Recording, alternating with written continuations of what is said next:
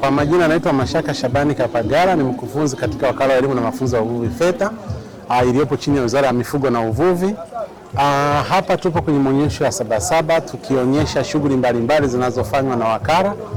Ikiwepo shughuli ya kwanza ni shughuli ya udahili au utoaji wa utafutaji wa vijana na watu wote wenye nia ya kupata mafunzo katika sekta ya uvuvi, ukuzaji viumbe maji na hata katika shughuli nyinginezo zinazofanana na uchumi wa bluu.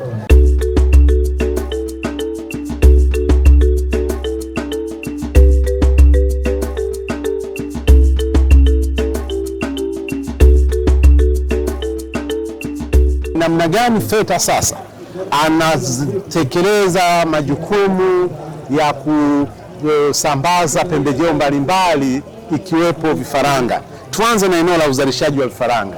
FETA anazalisha vifaranga wapatao milioni 3 ambao ni sawa na milioni 36 kwa mwaka. Milioni 3 kwa kila mwezi ambao ni sawa na milioni 36 kwa mwaka. Na hapa tunawakaribisha Watanzania waweze kuona namna gani wakala inavyotekeleza shughuli mbalimbali hasa kwenye uzalishaji huu wa vifaranga. Huu ni mtambo wa kutotolesha vifaranga vya samaki aina ya sato.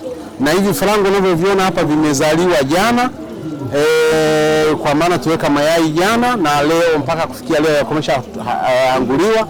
Kuna vifaranga wengi patao kama 1000 na kidogo kwa siku moja. Lakini wakala pia ina jukumu la kusambaza mbegu za mwani kama ambavyo tunavyoona. Hizi ni mbegu za mwani na huu ni mwani mkavu ambao FETA kutoka kwenye mashamba yake anasambaza mbegu hizi kuzipeleka kwa vijana au wanufaika wa programu ya BBT uvuvi. Lakini si tu kwa vijana, pia ni kwa ajili shughuli hizi vifaranga pamoja na haya tuna jukumu la kila siku ambayo tumekuwa tukizalisha mbegu za mwani, tukiwa tukilima mwani na tukiwa tukisambaza mbegu za samaki. Kwa hiyo kupitia hivi wakala sasa imekuwa ikizalisha mwani ambao pia imekuwa ikiongeza thamani na imekuwa ikitoa mafunzo ya ulimaji pamoja na ongezaji thamani wa zao la mwani. Hizi ni bidhaa mbalimbali ambazo zimetengenezwa, kuna mafuta, kuna chai masara au timasara, kuna mafuta ya ngozi, kuna sabuni, kuna vileja, kuna mwani mkavu kama huu nilioushika. Hizi zote ni bidhaa kutoka shambani katika shamba la wakala wa elimu na mafunzo ya uvuvi FETA. Kwa hiyo tunapozungumza hivyo tuna maana ya kwamba kuna kila sababu ya kutumia wakala katika kuboresha maisha yetu kupitia uzalishaji wa bidhaa hizi. Lakini pia tuna bidhaa mbalimbali ambazo tumekuwa tunazo ambazo zimekuwa zikitumika. Kwa mfano kama hii ambayo hii ni jongo bahari. Kwa hiyo ni kwamba tunahamasisha elimu na ukuzaji viumbe maji kwa kupitia hii, kwa kuwapelekea vijana kwenye programu ya BBT uvuvi katika nyanja mbalimbali. Kwa hiyo niwaite Watanzania au niwakaribisha Watanzania katika banda hili katika kipindi cha Sabasaba, na hapa baada ya Sabasaba waweze kutembelea kampasi zetu zote kwa ajili ya kujipatia elimu na ujuzi juu ya kilimo na uendelezaji wa mazao muhimu kama jongo bahari na kaa.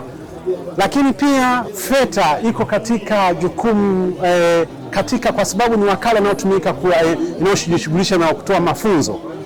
Amekuwa akitoa mafunzo katika tasnia ya samaki wa urembo au wa mapambo. Kitu ambacho kimeweza kuajiri vijana wengi, lakini pia ni kwamba tumekuwa tukionyesha vijana fursa zilizopo katika nyanja hii.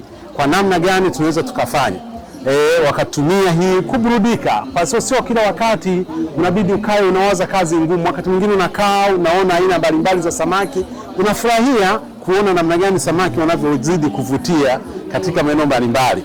Na tukitoka kwenye vifaranga, FETA imekuwa ikizalisha samaki wakubwa na kuweza kuwafikisha kwenye habari ya soko, na hawa ndio samaki wetu ambao kwamba hii ni teknolojia ambayo tumeyabwawa linalotembea. Kwa sisi kama FETA tumekuwa tukitumia bwawa hili, hata wale waliopanga tunawafundisha kuna uwezekano wa kuwa na miundombinu inayohamishika.